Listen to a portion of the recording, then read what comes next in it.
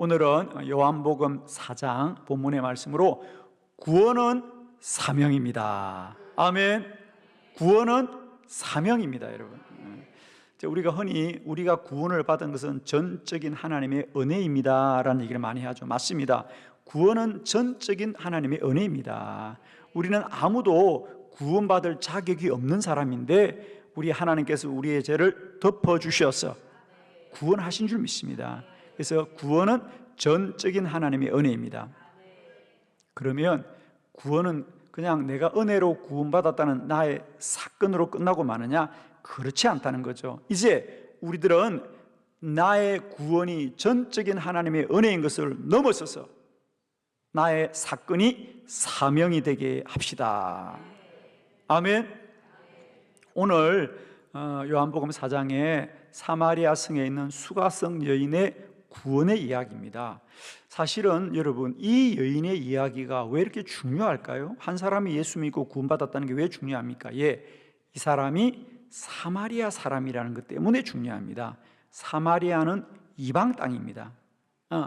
예수님 당시만 해도 유대인들은 구원은 오직 유대인만 받는다고 생각했습니다. 그런데 예수님은 사마리아 성에 사는 이 이방 땅의 여인도 구원하셨다는 거죠. 할렐루야. 이제 더 놀라운 건 거기에서 끝나는 게 아닙니다. 이방인이 구원을 받았다는 것도 놀라운데 정말 놀라운 것은, 자, 우리 요한복음 4장 28절 한번 크게 합독합니다. 시작. 여자가 물동이를 버려두고 동네로 들어가서 사람들에게 이르되. 아멘. 중요한 건 그 여인이 자기도 구원을 받았지만 그 소식을 동네에 들어가서 많은 사람에게 전하더라. 그래서 사마리아에도 구원받는 사람들이 많아졌더라는 거예요. 중요한 건요, 그냥 이 이방의 여인이 구원을 받았다는 사건으로 끝나지 않고 구원받은 사람은 반드시 사명이 있더라는 거죠. 구원은 내가 은혜로 구원받았다는 나의 사건을 넘어서서 사명인 줄 믿습니다. 사명인 줄 믿습니다.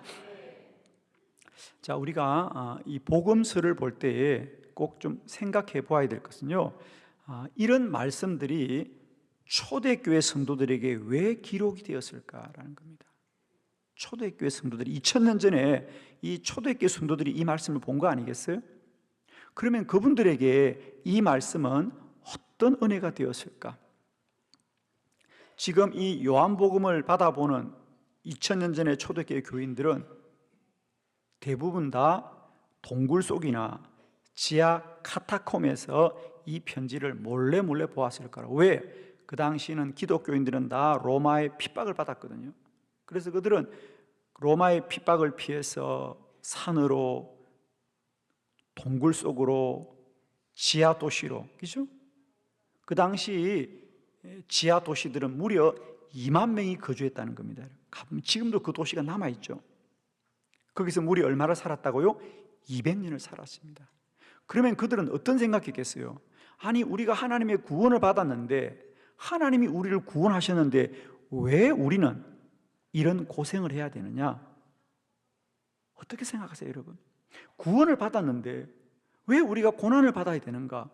왜 숨어 살아야 되는가? 그것도 하루 이틀이 아니고 1년도 아니고 10년도 아니고 100년도 아니고 200년을 이렇게 사는 게 무슨 의미가 있죠, 여러분?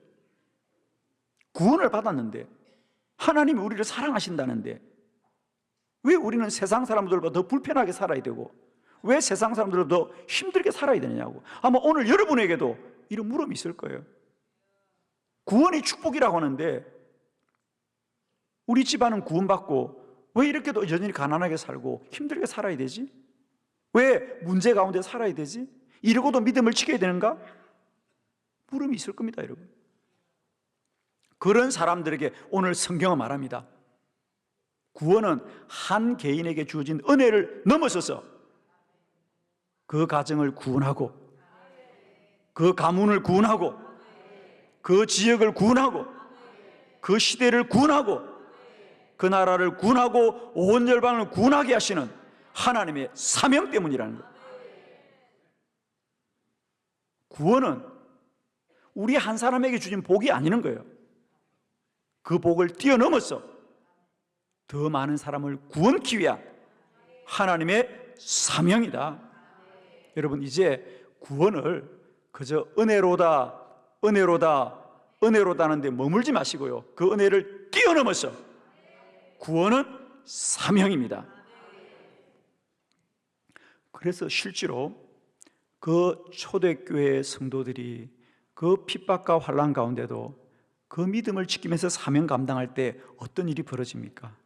그렇게 핍박을 받고 고난을 받던 초대교회가 이제 주후 392년 그들을 그렇게 핍박하던 로마가 스스로 기독교를 나라의 종교로 선포하는 국교화가 그때 선포되지 않습니까?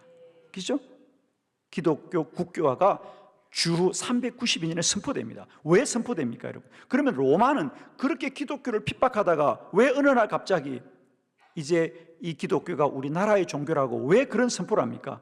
놀라지 마세요, 여러분. 그 당시 그렇게 기독교인들을 핍박하고 복음을 핍박했는데도 불구하고 복음은 로마 시민의 80%가 예수를 믿었다는 거예요. 남이 믿어도 아멘 좀 해요, 정말. 아유, 사람들이 어째 그래? 다시 할 거예요. 아유. 그렇게 복음을 핍박하고 그렇게 믿음을 핍박해도 그 당시 로마의 80%의 시민들이 다 예수 믿었단 말이죠. 그래서 나라도 어쩔 수 없어서 기독교를 허락하고 국교화할 수밖에 없었다는 거예요. 구원은 사명입니다, 여러분. 오늘 예수 믿고 우리가 아무리 힘들고 어려운 조건 속에 살아갈지라도 내가 믿음을 지켜야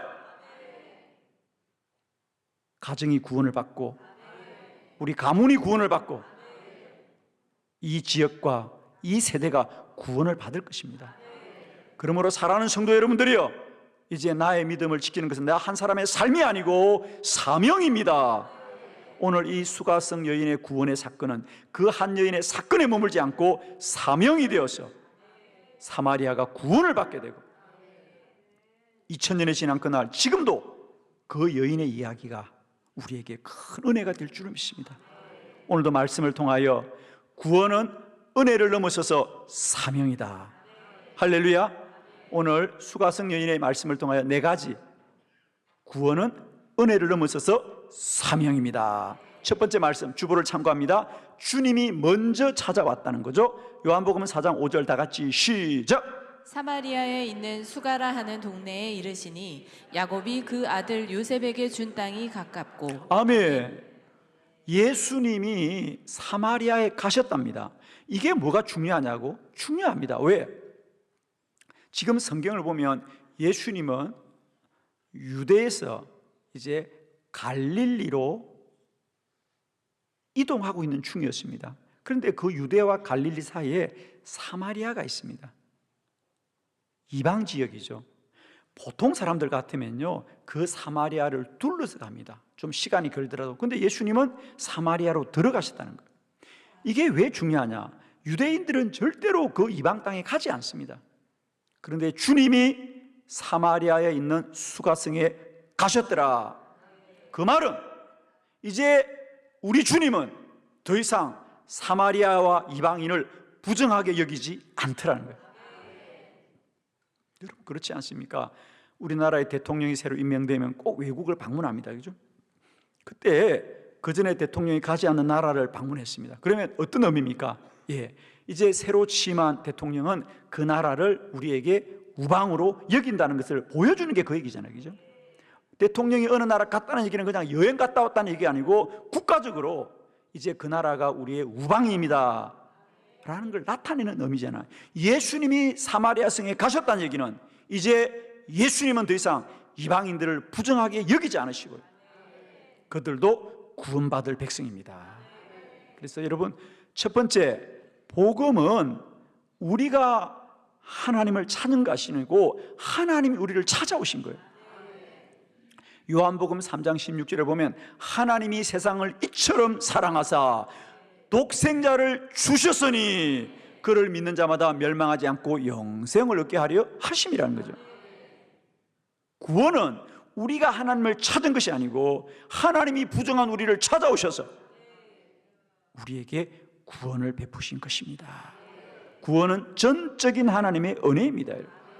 두 번째, 주님이 그 여인에게 먼저 물을 청하였다는 거죠. 자, 요한복음 4장 9절 다 같이 시작. 사마리아 여자가 이르되 당신은 유대인으로서 어찌하여 사마리아 여자인 나에게 물을 달라 하나이까 하니 이는 유대인이 사마리아인과 상종하지 아니함이러라. 아멘. 자, 좀 더 자세한 얘기 나옵니다.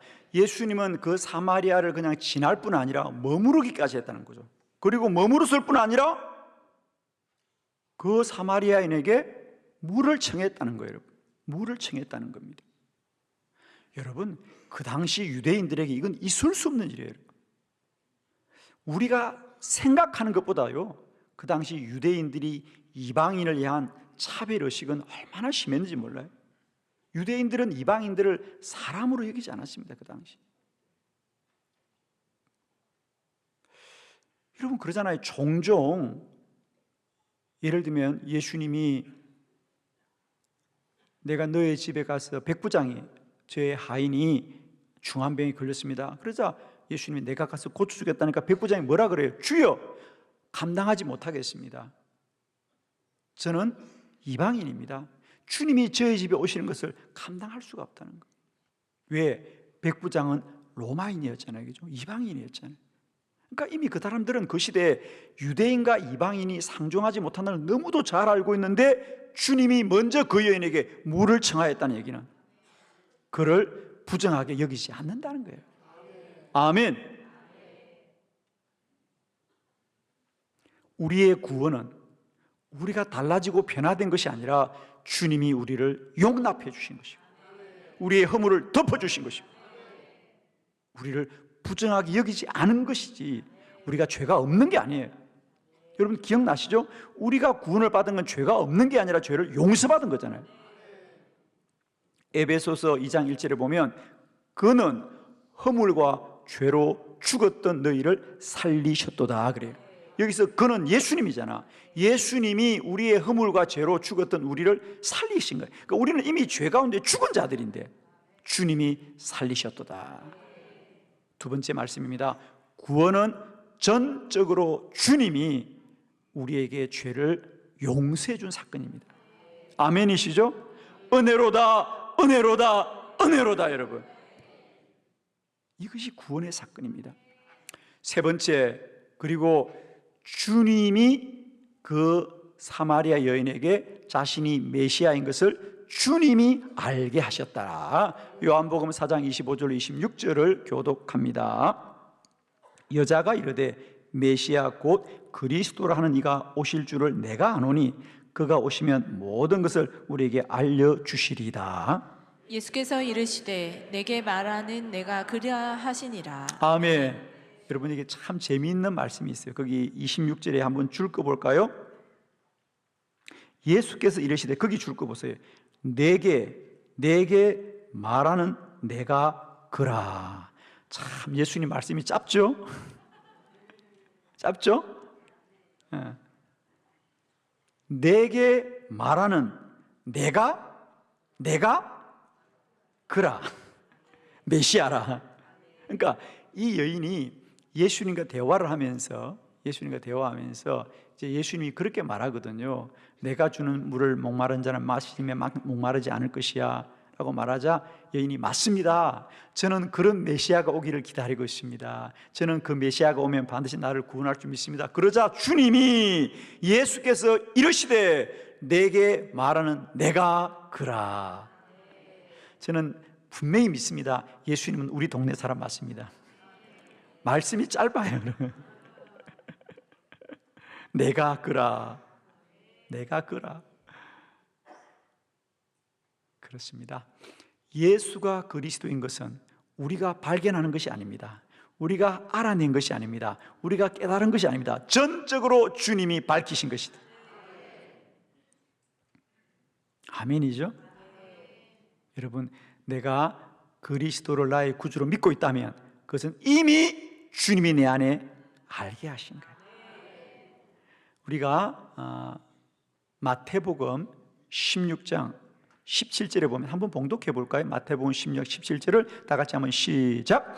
예수께서 대답하여 이르시되 바요나 시모나 내가 복이 있도다. 이를 내게 알게 한 이는 혈육이 아니요 하늘에 계신 내 아버지시니라. 아멘. 역시 베드로도 마찬가지입니다. 베드로가 주님께서 베드로야 너는 나를 누구라 하느냐 그러자 베드로가 주는 그리스도시요 살아계신 하나님의 아들입니다. 믿음의 고백을 정확하게 합니다. 그러자 주님이 너무 기뻐서 예수께서 대답하시되 바요나 시모나 요나의 아들 시모나 네가 복이 있도다.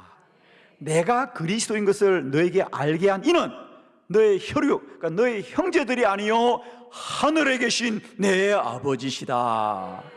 아멘. 여러분, 우리는 예수 믿으면 하나님 만나는 것이 아니고 하나님이 이미 나를 만나 주셨기 때문에 우리는 구원받은 줄로 믿습니다. 아멘. 우리의 구원은 전적인 하나님의 은혜입니다. 그런데 문제는 우리는 대부분 여기에 머물고 만나는 거죠. 은혜로다, 은혜로다, 은혜로다 그러고 머물고 있는데 여기 사마리아 여인의 반전, 그 여인은 그 구원이 한 사람의 사건으로 끝나지 않고 그 마을 사람들에게 복음을 전하는 사명이 되었다는 거죠. 네 번째, 그 여인은 복음을 전하였다는 거죠. 자, 요한복음 4장 28절 29절을 교독합니다. 여자가 물동이를 버려두고 동네로 들어가서 사람들에게 이르되 내가 행한 모든 일을 내게 말한 사람을 와서 보라.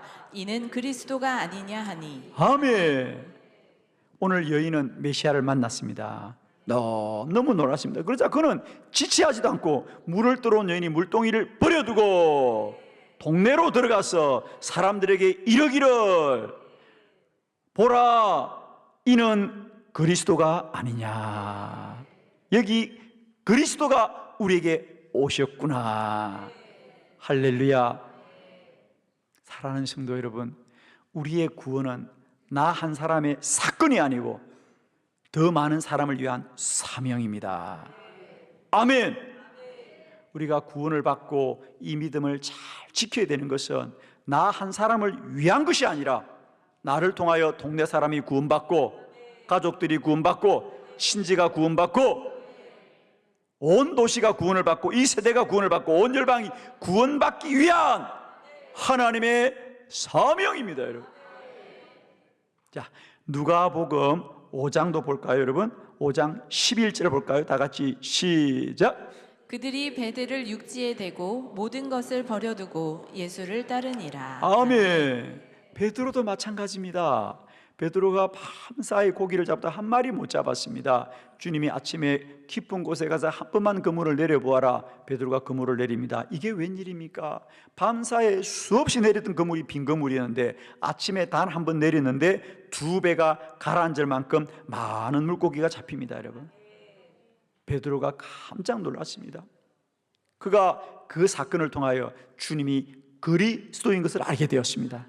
그러자 베드로는 밤새 그렇게 잡고 싶은 고기를 다 버려두고 예수를 따르더라. 사람을 낚는 물고기를 잡는 어부가 사람 낚는 어부가 된 베드로가 됩니다, 여러분. 구원은 사명이었습니다.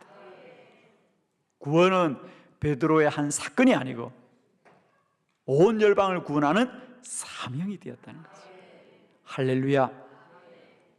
사랑하는 성도 여러분, 오늘도 우리가 구원을 받고도 나의 이 구원을 잘 지키고 우리가 믿음으로 살아가야 될 중요한 이유는 구원은 나 한 사람의 사건이 아니고 나를 향한 사명이구나. 아멘이십니다. 여러분, 이제 내가 이렇게 살까 말까 이런 판단하지 마시고요, 나에게 주신 사명을 위하여 오늘도 더 믿음으로 온전하게 살아가는 저와 여러분 되기를 바랍니다. 이제 우리 모두는 구원은 은혜지만 이제 그 은혜를 넘어서서 구원은 사명입니다. 구원은 사명입니다. 구원은 사명입니다. 사명자들이여, 이제 나 혼자의 삶으로 살아가지 마시고 나를 통하여 하나님이 이루실 크고 놀라운 일을 소망하면서 더욱더 강하고 담대하게 믿음으로 달려가시기를 그리스도 예수 이름으로 축원합니다. 기도드리겠습니다.